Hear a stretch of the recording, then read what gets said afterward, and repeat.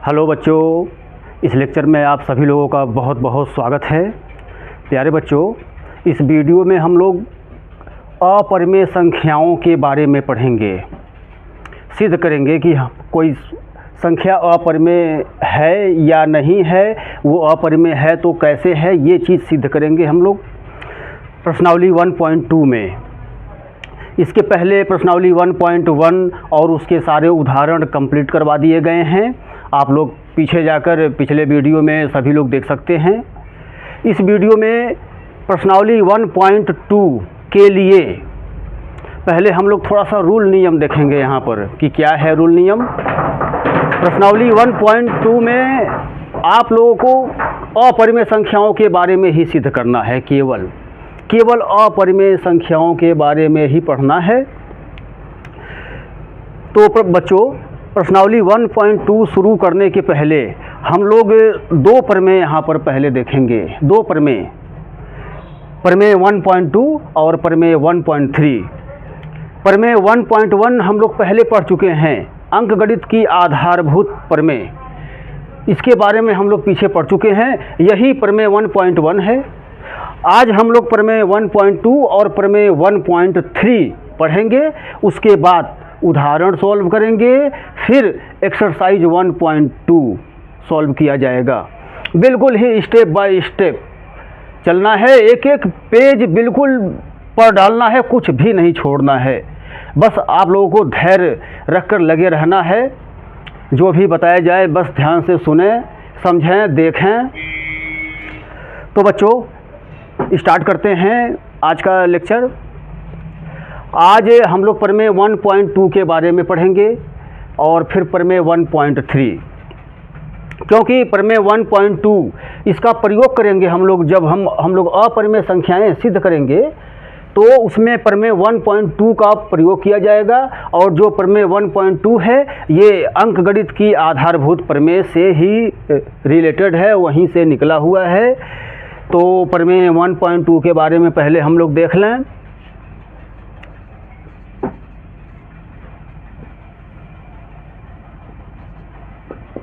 प्रमेय 1.2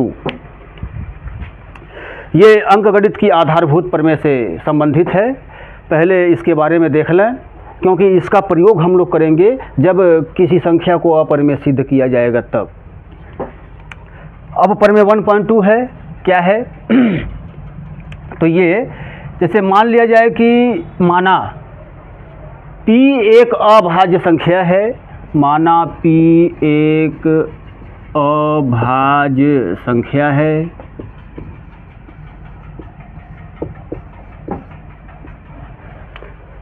प्रमेय 1.2 के बारे में देखें सभी लोग कि क्या है ये प्रमेय 1.2। तो जैसे मान लिया जाए कि p हमारे पास एक अभाज्य संख्या है, ये हमारे पास है ऐसा। अब आगे क्या है? यदि p a स्क्वायर, एक हमारे पास और संख्या है, धनात्मक संख्या, एक a, मतलब कि पहले ये लिखा जाए पूरा। यदि p a स्क्वायर को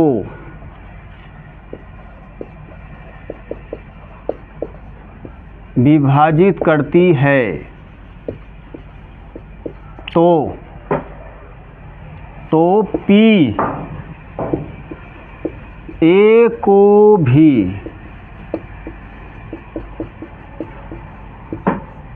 विभाजित करेगी, जहां a एक धनात्मक पूर्णांक है, जहां a एक धनात्मक पूर्णांक है।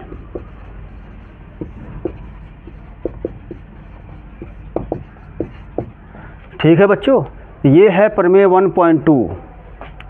एक बार फिर से देख लिया जाए। यदि p एक अभाज्य संख्या है, ठीक है, ये हमारे पास एक p अभाज्य संख्या है। अब कह रहा है कि यदि p a स्क्वायर को विभाजित करती है तो p a को भी विभाजित करेगी, जहां a कोई धनात्मक पूर्णांक है। तो ये अंकगणित के आधारभूत प्रमेय से ही रिलेटेड प्रमेय है ये भी। और इसका प्रयोग करेंगे हम लोग प्रश्नावली 1.2 में, और उसके जो उदाहरण है पीछे, इस प्रमेय का प्रयोग किया जाएगा किसी भी संख्या को अप्रमेय जब सिद्ध करेंगे तब। तो ये हुआ प्रमेय 1.2। अब इसके बाद प्रमेय 1.3 हम लोग और देख लें, फिर उदाहरण शुरू किया जाएगा, उदाहरण सीरियल वाइज बिल्कुल। तो प्रमेय 1.3 में है, कह रहा है कि सिद्ध कीजिए कि कड़ी में 2 एक अपरिमेय संख्या है। अब अपरिमेय संख्या किसे कहते हैं, परिमेय संख्या किसे कहते हैं, ये सब आप लोगों को बताया गया है। अपरिमेय, इसमें हम लोग अब केवल अपरिमेय संख्याओं के बारे में ही पढ़ेंगे। तो अपरिमेय संख्या जैसे ये देखो बच्चों, थोड़ा सा एक अलग से पहले हम लोग थोड़ा समझ लें क्या सिस्टम है, ये क्या नहीं है। जैसे मान लो कि कड़ी में 2 √2 ये अपरिमेय संख्या है। कड़ी में 3 ये भी अपरिमेय संख्या है। लेकिन कड़ी में 4 अपरिमेय संख्या नहीं है, ये परिमेय संख्या है कड़ी में 4। क्यों? क्योंकि 4 का वर्गमूल 2 होता है पूरा ठीक, और जब 2 वर्गमूल हो गया तो इसके बटे हम 1 कर सकते हैं, अर्थात कड़ी में 4 एक परिमेय संख्या है। परिमेय संख्या है तो फिर इसे हटा दिया जा रहा है। आगे कड़ी में 5, फिर कड़ी में 7, कड़ी में 6 भी अपरिमेय संख्या है, कड़ी में 6 भी अपरिमेय संख्या है, कड़ी में 7 भी अपरिमेय संख्या है, कड़ी में 8 भी अपरिमेय संख्या है। लेकिन कड़ी में 9 √9 अपरिमेय नहीं है, √9 परिमेय संख्या है।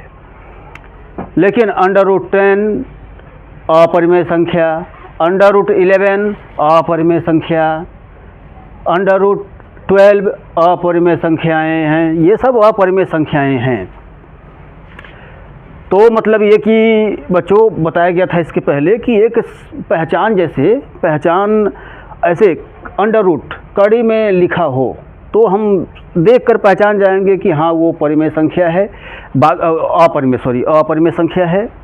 बाकी हम दशमलव रूप में भी अपरिमेय संख्या देखकर पहचानते हैं। अगर दशमलव रूप में कहीं लिखा गया है तो फिलहाल ये यहाँ पर हम रूट में केवल लिख के चल रहे हैं, और यही सब हम लोग सिद्ध करेंगे कि ये सब अपरिमेय संख्याएं हैं।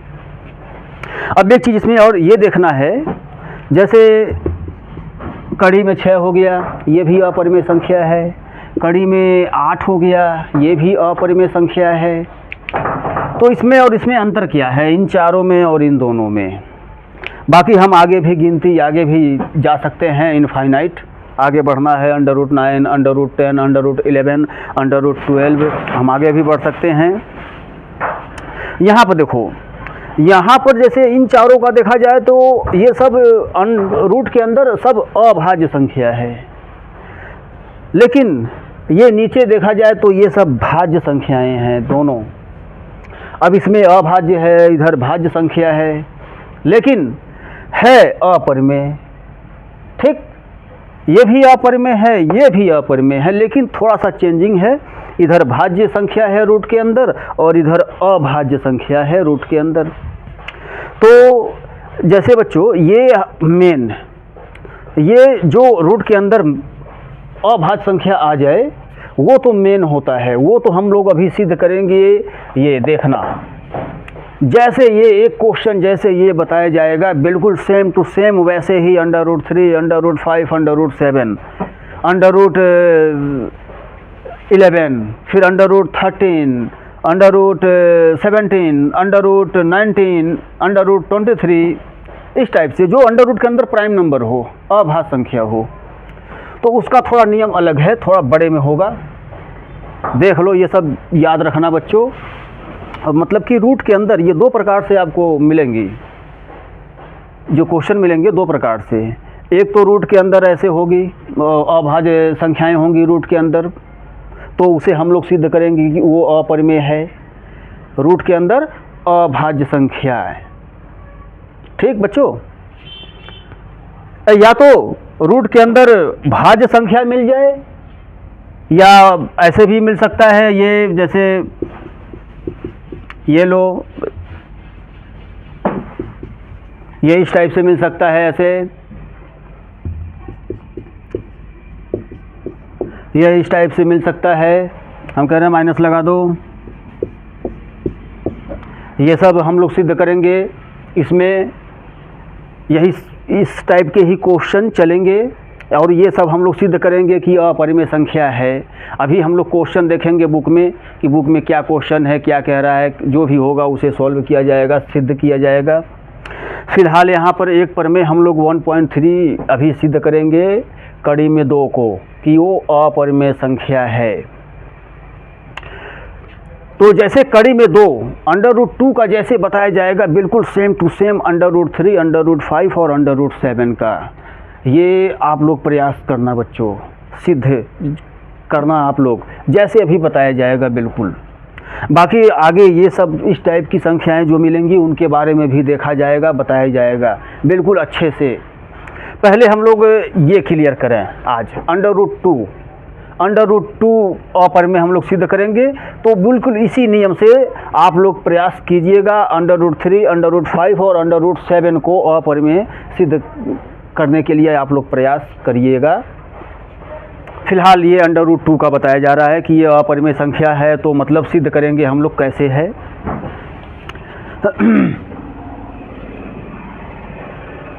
ये रफ कर दिया जाए।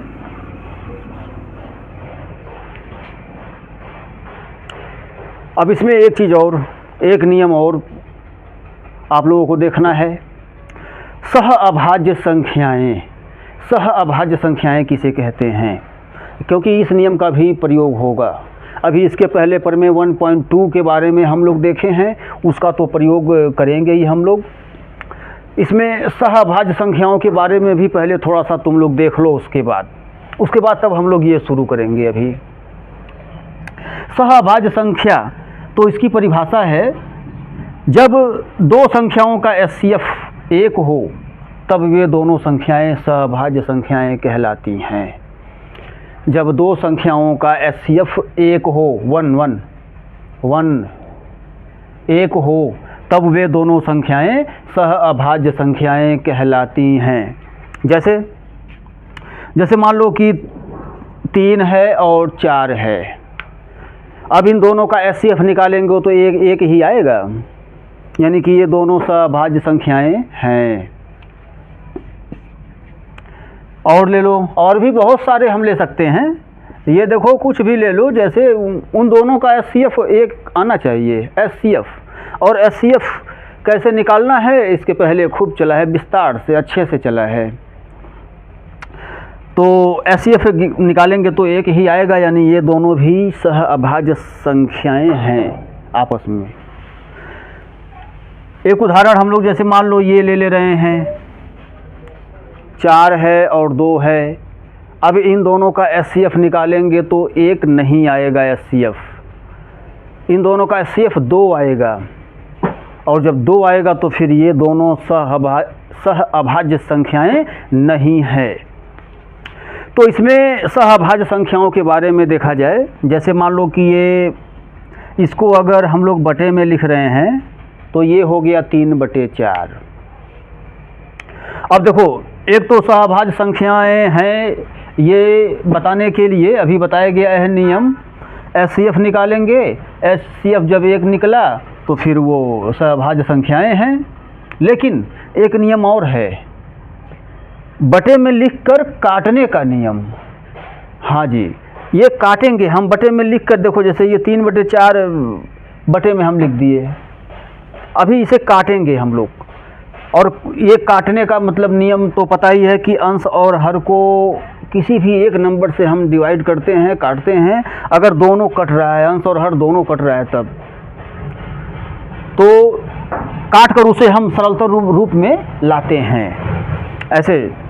तो इस नियम से देखो, जैसे यहाँ 3 है और 4 है, 3 और 4 किसी एक नंबर से कटेगा ही नहीं कटेगा, तो फिर ये 3 और 4 सहअभाज्य संख्याएं हम कह देंगे।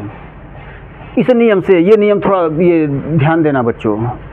जैसे मान लो कि ये 7/2 अगर लिख दें हम लोग, या 2/7 लिख दिया जाए, तो यहाँ ये दोनों किसी एक नंबर से ये डिवाइड नहीं होगा। ये सरल शॉर्ट रूप इसका हम और शॉर्ट रूप नहीं कर सकते, तो फिर ये दोनों सभाज्य संख्याएं हैं। लेकिन इसमें देखो, इसमें जैसे मान लो कि अगर हम 2/4 लिख दे रहे हैं, तो यहाँ तो ये दोनों नंबर 2 से डिवाइड हो रहा है। देखो ये 2 × 2, 2 दूना 4, यानी कि कट गया, 2 से अंश भी कटा, 2 से हर भी कटा, यानी कि ये दोनों सभाज्य संख्याएं नहीं है। लेकिन ये दोनों सभाज्य संख्याएं हैं, ये दोनों भी सभाज्य संख्याएं हैं। हम और भी उदाहरण ले सकते हैं। तो जैसे कहने का ये मतलब है कि अभी जब हम लोग इसको सिद्ध करेंगे तो इसका भी प्रयोग करेंगे, जो ये अभी हम लोग काट रहे हैं यहाँ पर। जैसे ये विभाजित करके दिखाया गया है, 2 से इधर भी अंश भी, 2 से हर भी, लेकिन इसमें तो कुछ विभाजित नहीं हुआ, इसमें भी अंश और हर विभाजित नहीं हुआ किसी भी एक नंबर से, लेकिन उसमें तो हो गया है उधर। और देख लो और उदाहरण हम लोग ले लें। जैसे ये 6/12, अब 6 और 12, 6 और 12, अब देखो जी ये दोनों सभाज्य संख्याएं है या नहीं है, अब ये बताना है। तो ये बताना है, तो जैसे हम मान लो HCF निकाल के भी बता सकते हैं, गुणनखंड, अभाज्य गुणनखंड विधि द्वारा इन दोनों का HCF ज्ञात करें। अगर HCF 1 आया तो सभाज्य संख्याएं हैं, HCF 1 नहीं आया तो सभाज्य संख्याएं नहीं है। वो तो हो गया HCF निकाल कर। और एक शॉर्टकट यहाँ देख लो, ये बटे में करके ऐसे डिवाइड करने का सिस्टम। हम ऐसे 6 और 12 को किसी एक नंबर से डिवाइड करने का प्रयास करेंगे। अगर वो हो जा रहा है तब तो भाई वो सभाज्य संख्याएं नहीं है। और अगर डिवाइड नहीं हो रहा है किसी भी एक नंबर से दोनों, तो फिर तो सभाज्य संख्याएं है। जैसे ये देख लो, ये 2 से भी डिवाइड हो रहा है, नीचे भी, ऊपर भी नीचे भी, दोनों 2 से डिवाइड हो जा रहा है। बस अब एक बार हो गया डिवाइड तो वो सभाज्य संख्या नहीं है। तो बच्चों इसी का ध्यान रखना, इसका हम लोग प्रयोग करेंगे, वो डिवाइड हो रहा है कि डिवाइड नहीं हो रहा है, जब आगे बढ़ेंगे इसमें तब।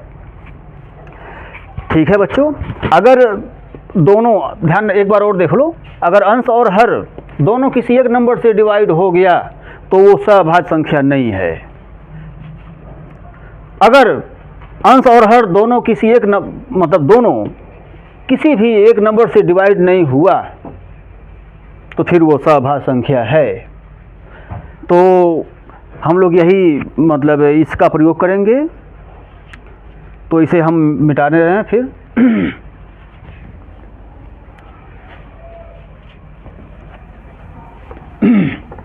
अब चलो बच्चों, अब तो ये अब स्टार्ट करें। अब इसका पूरा प्रोसेस देखो क्या है, कैसे हम इसे सिद्ध करेंगे कि ये अपरिमेय संख्या है। तो सबसे पहले इसे सिद्ध करना है कि ये अपरिमेय संख्या है। हम लोग इसके विपरीत उल्टा मान के चलेंगे, मतलब जो चीज़ सिद्ध करना है उसके उल्टा विपरीत हम लोग यहाँ से मानकर अपने तरफ से कल्पना करके चलेंगे और आगे चलकर अपने आप को गलत दिखा देंगे कि भाई जो हम माने थे वो गलत हो गया। अब जब गलत हो जाएगा तो वहीं पर ये अपरिमेय सिद्ध होगी। ये मतलब ये संख्या कड़ी में 2 अपरिमेय संख्या है, ये सिद्ध किया जाएगा वहीं पर। ये पूरा भी कंप्लीट देखेंगे प्रोसेस की, पूरा क्या है कंप्लीट, कैसे क्या किया जा रहा है। बच्चों इसमें जैसे वास्तविक संख्या दो प्रकार की होती है, परिमेय और अपरिमेय। जितनी भी परिमेय संख्याएं हैं और जितनी भी अपरिमेय संख्याएं हैं, इन सबको हम वास्तविक संख्याएं कहते हैं। तो जैसे परिमेय और अपरिमेय दो प्रकार है, तीसरा प्रकार तो यहाँ पर कोई है नहीं, दो प्रकार ही है, एक परिमेय है और एक अपरिमेय है। अब हमें सिद्ध करना है अपरिमेय, तो अपरिमेय नहीं, हम इसके उल्टा परिमेय मानकर चलेंगे इसको। देखो बच्चों ध्यान से देखना, दो प्रकार ही है, परिमेय और अपरिमेय। तो अपरिमेय तो सिद्ध करना है, तो हम लोग यहाँ अपरिमेय नहीं, इसके उल्टा इसको परिमेय अपने तरफ से मानकर चलेंगे कि भाई ये परिमेय संख्या है, ठीक है। और फिर आगे चलकर अपने आप को गलत दिखा दिया जाएगा कि भाई जो हम माने थे वो तो गलत हो गया। और फिर वहीं पर जब हमारी कल्पना वहाँ पर जब गलत हो जाएगी, तो जो हम कल्पना किए थे वो कल्पना मतलब वो तब गलत होगा, और जब गलत होगा तो फिर वो परिमेय संख्या नहीं होगा, जब परिमेय संख्या नहीं होगा तो फिर अपरिमेय संख्या होगा, ऑटोमेटिक अपरिमेय होगा तब, क्योंकि कुल दो ही प्रकार है। दो प्रकार में भाई परिमेय नहीं हुआ तो अपरिमेय ही हुआ तब। इस प्रकार ये सिद्ध होगा। अब सभी लोग देखें कि कैसे क्या क्या यहाँ किया जा रहा है। तो सबसे पहले तो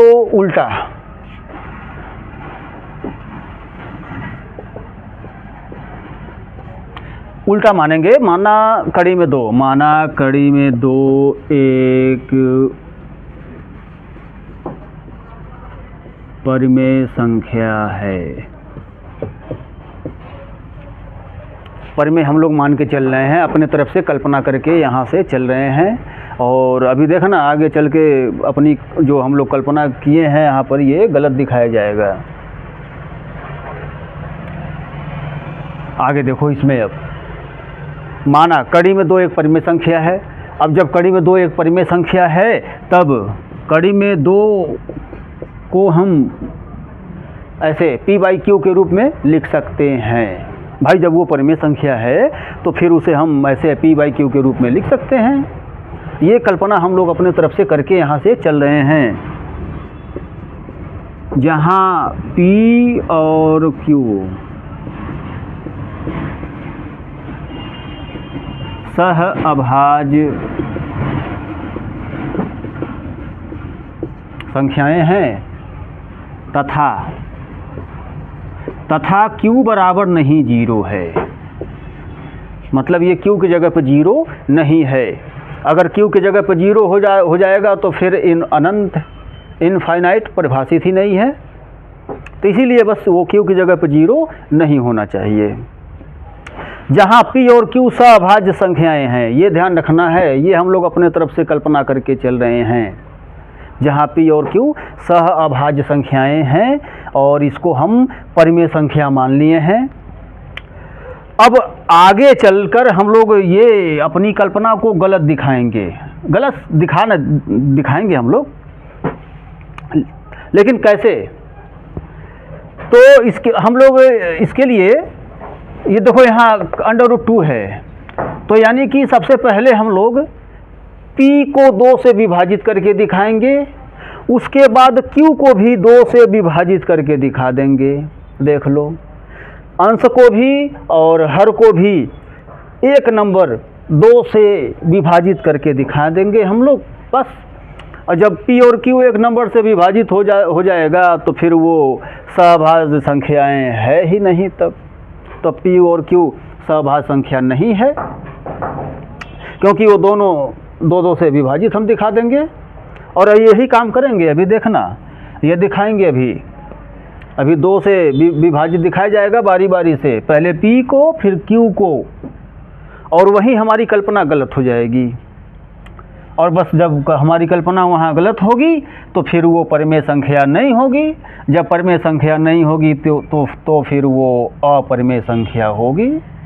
ठीक है बच्चों, तो ये है पूरा प्रोसेस। देखो अब कैसे, देखो जी, पहले तो ये रूट हटाया जाए। तो रूट हटाने के लिए ये q, पहले q इधर करो। क्यू हम लेफ़्ट में कर दिए, तो लेफ़्ट में आकर वो मल्टीप्लाई में हुआ। उसके बाद यहाँ दोनों पक्षों का वर्ग किया जाएगा, क्योंकि हमें ये रूट चिन्ह हटाना है। तो कभी भी अगर रूट चिन्ह हटाना हो तो हम वर्ग करते हैं। वर्ग कर देने से रूट चिन्ह हट जाता है अधिकतर, ज़्यादातर। तो यहाँ रूट चिन्ह हटाने के लिए वर्ग किया जा रहा है दोनों पक्षों का, दोनों पक्षों का वर्ग करने पर। तो वर्ग करो भाई, ये हो गया जी लेफ़्ट में, लेफ़्ट का वर्ग हो गया, और ये हो गया राइट का भी वर्ग हो गया। अब यहाँ पर इसका वर्ग ये हटाएंगे तो यहाँ 2 मिलेगा, यहाँ क्यू स्क्वायर मिलेगा। इसका वर्ग हटाएंगे तो पी स्क्वायर वैसे ही रहेगा, वो भी देखो पी स्क्वायर ही मिलेगा। अब देखो बच्चों, यहाँ पर जो है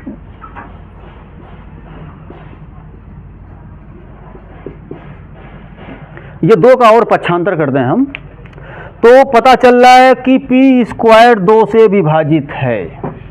हाँ जी, देख लो यहाँ पर जो भी कथन मिला हमें, उस कथन में ये पता चल रहा है कि पी स्क्वायर 2 से विभाजित है, जहाँ 2 एक अभाज्य संख्या है ही। अब अभी प्रमेय 1.2 के अनुसार देखो, अब प्रमेय 1.2 का यहाँ प्रयोग करेंगे। उसके लिए यहाँ लिखा जाए, यहाँ चूँकि यहाँ पी स्क्वायर 2 से विभाजित है, इसलिए P भी 2 से विभाजित होगा प्रमेय 1.2 के अनुसार। अभी पीछे बताया गया है जस्ट, इसलिए P भी 2 से विभाजित होगा।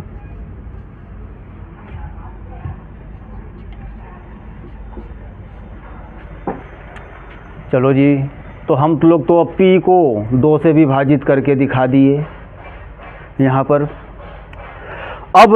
अब Q को और विभाजित करके दिखा दिया जाए।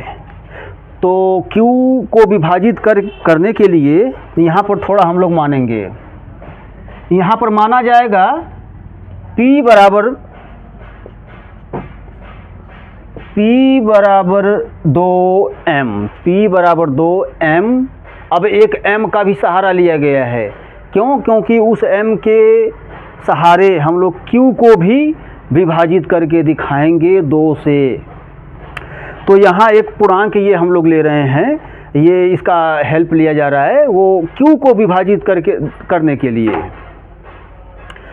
जहाँ यहाँ देखो, जहाँ m कोई पूर्णांक है, जहाँ m कोई पूर्णांक है, ये इतना काम किया गया है Q को भी 2 से विभाजित करने के लिए। बाकी बच्चों देख लो, यहाँ पर हम लोग ये P को 2 से विभाजित करके दिखा दिए हैं यहाँ पर। अब Q को और दिखाएंगे, तो उसको Q को विभाजित करने 2 से विभाजित करने के लिए यहाँ पर देखो ये चीज़ माना गया है। अब जो ये माने हैं हम लोग, ये मान समीकरण 1 में रखेंगे, और जो काम किया जा रहा है बिल्कुल स्टेप बाय स्टेप यही काम √3, √5, √7 इन सब के लिए करना है। बिल्कुल सेम यही काम जो बताया जा रहा है, बिल्कुल सेम स्टेप बाय स्टेप। तो बच्चों अब आगे बढ़ते हैं हम लोग, इसे रफ कर दिया जाए।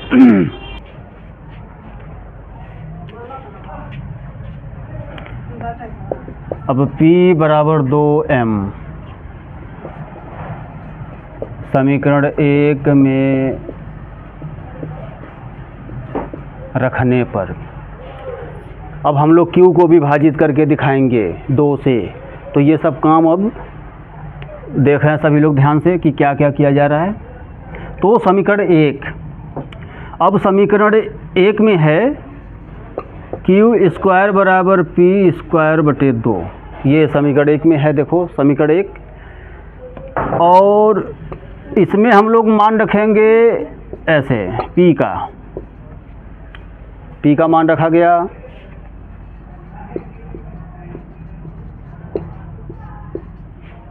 देखो जी ये स्क्वायर फिर हटाया गया। अब देख लें क्या क्या किया जा रहा है, ध्यान से देखें सभी लोग। देखो जी ये डिवाइड भी हो गया,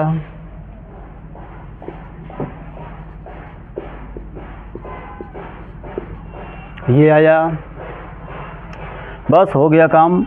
ये 2 और पक्षांतर कर दो, बस हो गया। अब क्यू देखो, यहाँ क्यू स्क्वायर 2 से विभाजित है, तो अब इसके लिए भी थोड़ा हिंदी लिख दिया जाए, और यहाँ भी प्रमेय 1.2 का प्रयोग करेंगे। यहाँ भी देखो, चूँकि यहाँ क्यू स्क्वायर 2 से विभाजित है,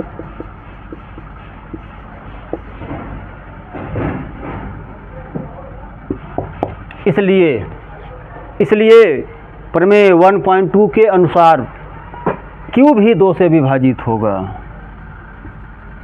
क्यू भी 2 से विभाजित होगा। यानी कि अब हम लोग की कल्पना यहाँ गलत हो गई, जो हम लोग ऊपर माने थे।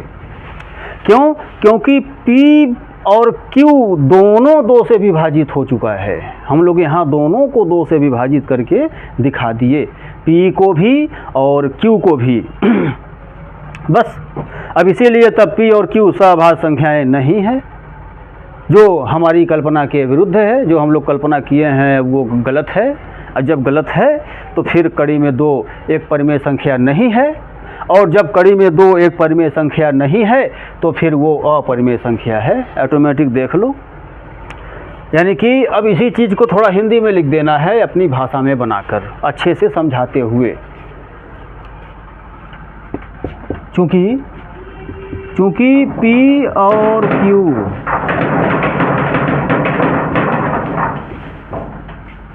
दोनों संख्याएं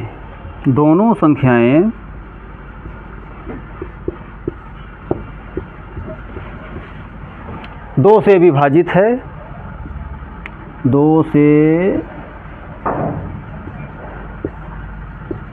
से विभाजित है, इसलिए P और Q सभाज्य संख्याएं नहीं है। इसलिए P और Q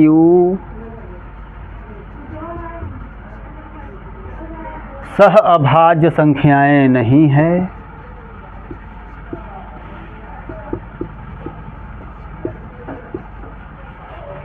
जो हमारी कल्पना के विरुद्ध है।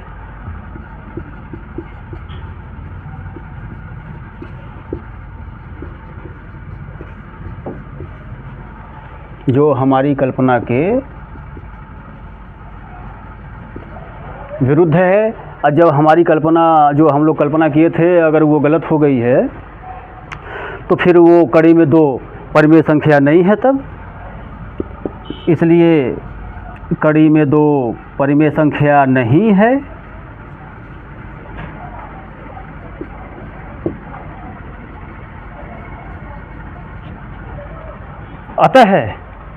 अतः तब हम कह सकते हैं कि कड़ी में 2 एक अपरिमेय संख्या ही है तब।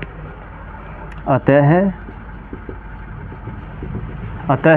कड़ी में 2 एक अपरिमेय संख्या है। देख लो, जब परिमेय नहीं है तो फिर वो अपरिमेय है, क्योंकि 2 ही प्रकार है यहाँ। परिमेय नहीं है तो अपरिमेय है, अपरिमेय नहीं है तो परिमेय है। तो फिलहाल यहाँ जब वो परिमेय नहीं है तो फिर अपरिमेय ही है तब। यानी कि अतः कड़ी में 2 एक अपरिमेय संख्या है।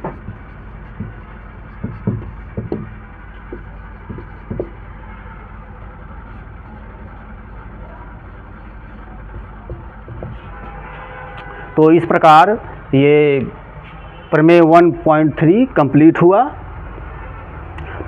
रूट 2 को हम लोग अपरिमेय संख्या यहाँ पर सिद्ध करके दिखा दिए।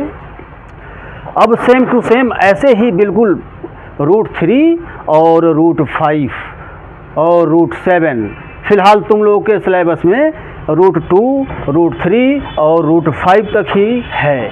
इसके बाद और भी हैं संख्याएं, तो उसके लिए भी हम लोग देखेंगे। पहले ये इतना आप लोग क्लियर कर लें। रूट 2 का यहाँ पर देख लें सभी लोग कैसे हुआ है, देखे ही हैं। फिर उसके बाद रूट 3 और रूट 5 का ये आप लोगों के लिए है, होमवर्क आप लोग ले लें। रूट 3 और रूट 5 हम लोग सिद्ध करेंगे इसके अगले वीडियो में। आप लोग भी तब तक प्रयास करिएगा, देखिएगा कि हाँ क्या है, सिद्ध हुआ या नहीं हो रहा है, क्या है। तो बच्चों इस वीडियो में इतना ही रहने दिया जाए। मिलते हैं अगले वीडियो में। हम लोग उसमें उदाहरण जितने भी एक्सरसाइज 1.2 के जितने उदाहरण हैं वो सब हम लोग सॉल्व करेंगे। तो बच्चों मिलते हैं अगले वीडियो में।